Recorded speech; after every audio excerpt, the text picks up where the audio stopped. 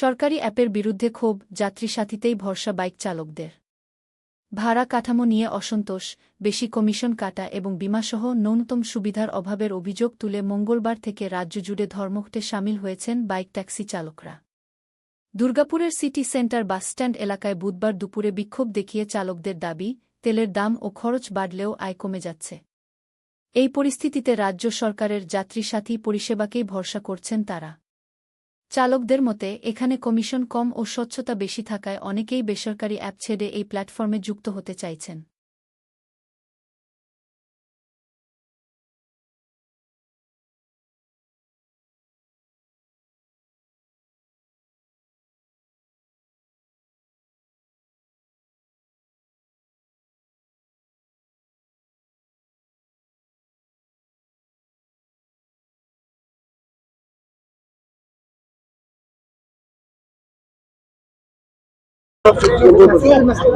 আমরা কালকে যে বয়কটটা দেখেছিলাম, তারপরে আমরা ম্যানেজমেন্টের সাথে কথা বলেছি। আমরা যে 3টে দাবি রেখেছিলাম ম্যানেজমেন্টের কাছে, ম্যানেজমেন্ট সেই দাবিটা মানেননি এবং আমরা ডিসিশন নিয়েছিলাম যে রাত 12টার আগে আমরা ডিসিশন নেব কাল থেকে আমরা কি করব। সেইটুকু সময় আমাদেরকে দেওয়া হয়নি।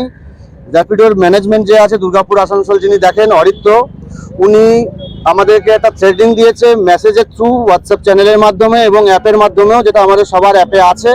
এখনো অব্দি সেটা ডিলিটও হয়নি। সেখানে আমাদেরকে থ্রেডিং দিয়েছে এবং আমাদের খুব অপমানজনিত কথাবার্তা ওখানে বলেছে যে আমাদের ব্যাপারে উনি ব্যবস্থা নেবেন এবং সেটা কি ব্যবস্থা নেবেন উনিই জানেন। হয়তো আমাদের অ্যাকাউন্ট সবার সাসপেন্ড হতে পারে, তাতে আমাদের কোনো অসুবিধা নেই। এই জন্য আমরা যেটা ভালোভাবে কথা বলে যেটাকে এগোতে চেয়েছিলাম, যেটা প্রবলেমটা সলভ হয়ে যায়, যাতে কোম্পানিরও ভালো হয় আমাদেরও ভালো হয়, সেই ব্যাপারে সেই পথে আমরা আর হাঁটছি না।